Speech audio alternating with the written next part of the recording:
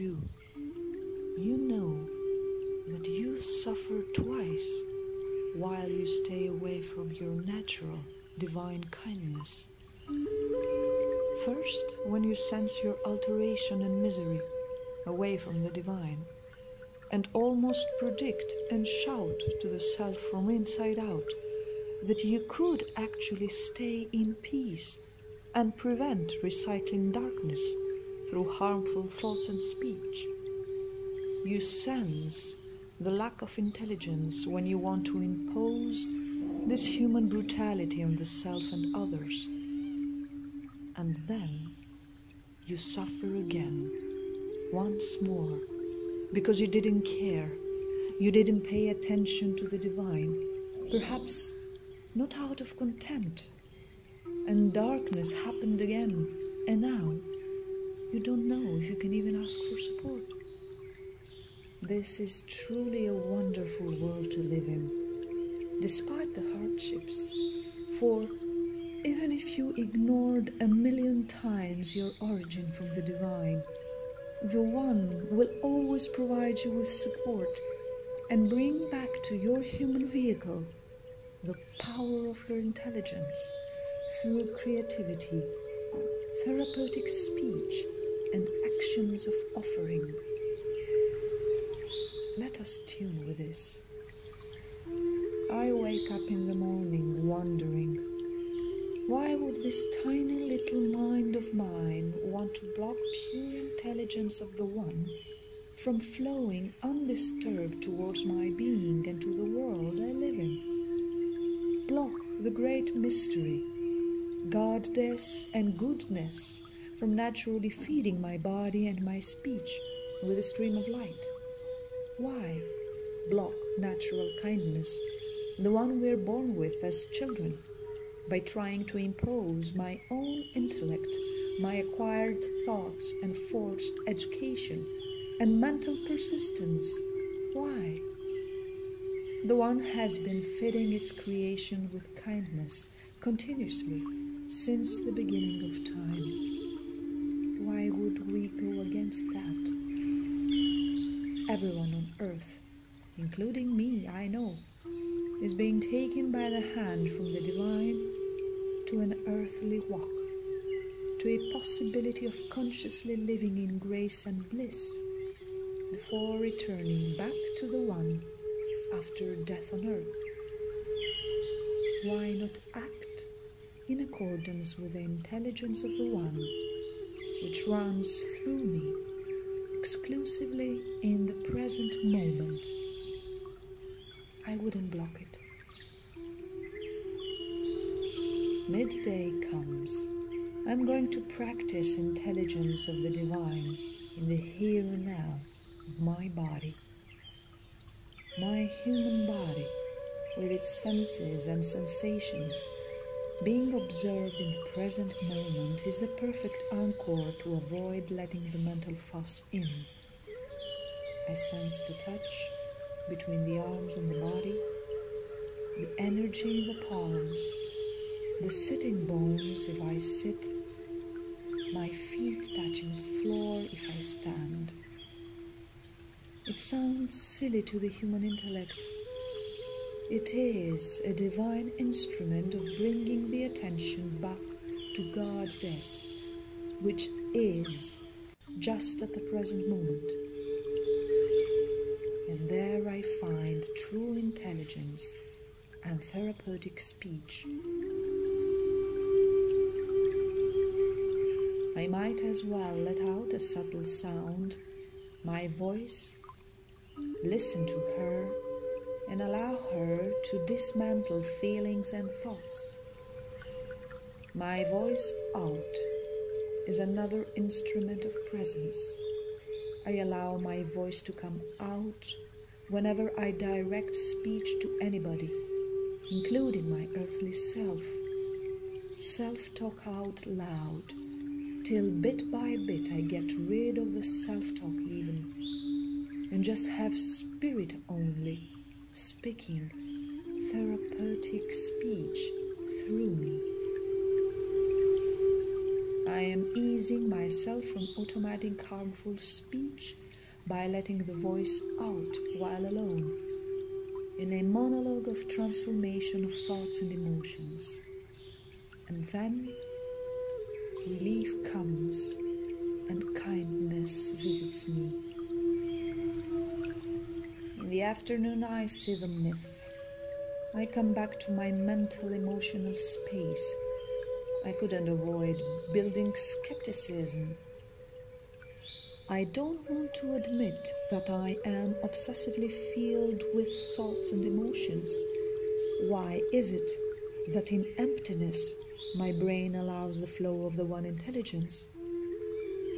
When I am surrounded by this net of thoughts and emotions, past and future projections and stories, when I am immersed in my own intelligence, opinions, studies, thoughts, memories, then I exist. Then I am. It can't be otherwise. And what is this one intelligence? Why should it be the only one intelligence that really is intelligent? If the human species has spent millions of years to develop such a perfect organ of thought, a human brain capable of finding comfort in drugs, alcohol, medication, and excessive food to be eased. Inhale and exhale. It gets a while to accept that you as a human vessel have long lived in the misconception of being your mind and your feelings. It needs a while to accept that at the space of the mind we only oppose against the one intelligence, which is constantly and silently operating now, providing therapeutic speech and kindness. She's there. It is there I meet the intelligence of the one. I know when I am, when I only am, when I stand out of thinking, beyond thinking. I watch the incoming thoughts and emotions, and I observe how they are entering my vehicle.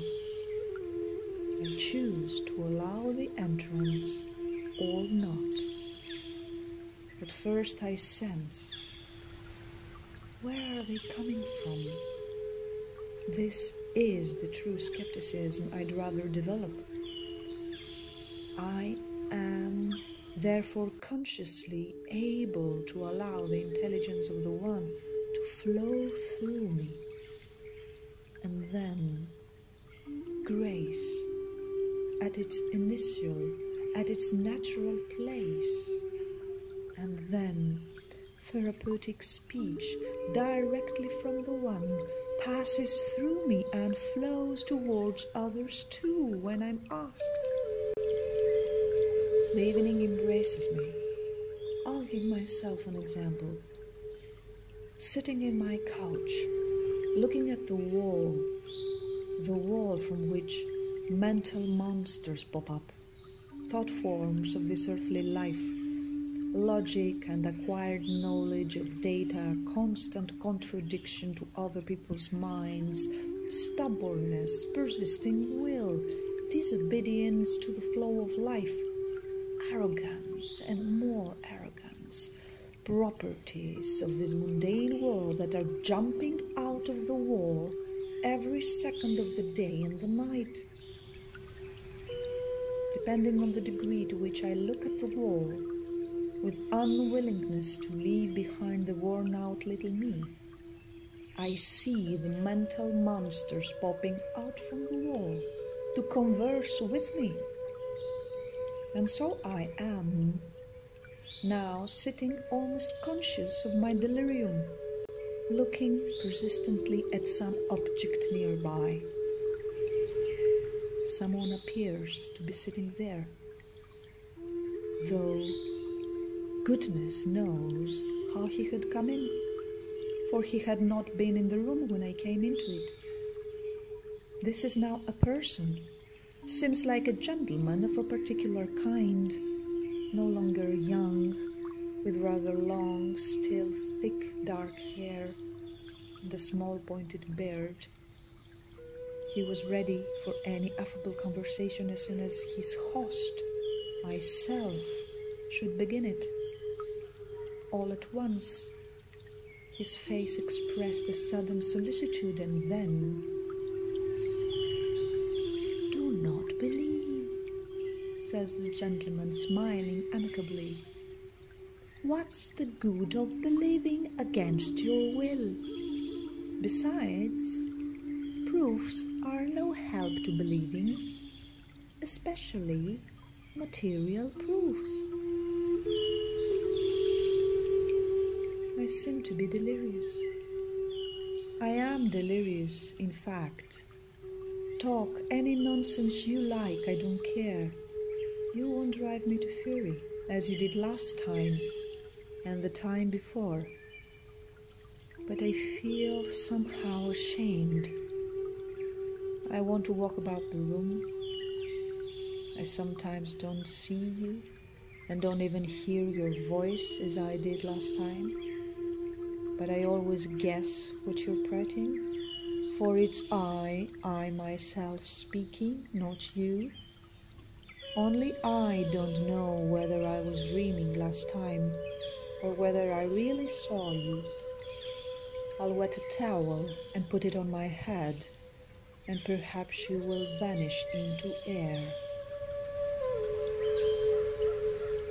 When I met Ivan, it was me that I met, and then I let the therapeutic speech run all the way through me, the speech of presence, to reach out to him where he lied on the couch, and I said, "Ivan, it has always been a lie." Breathe in and out.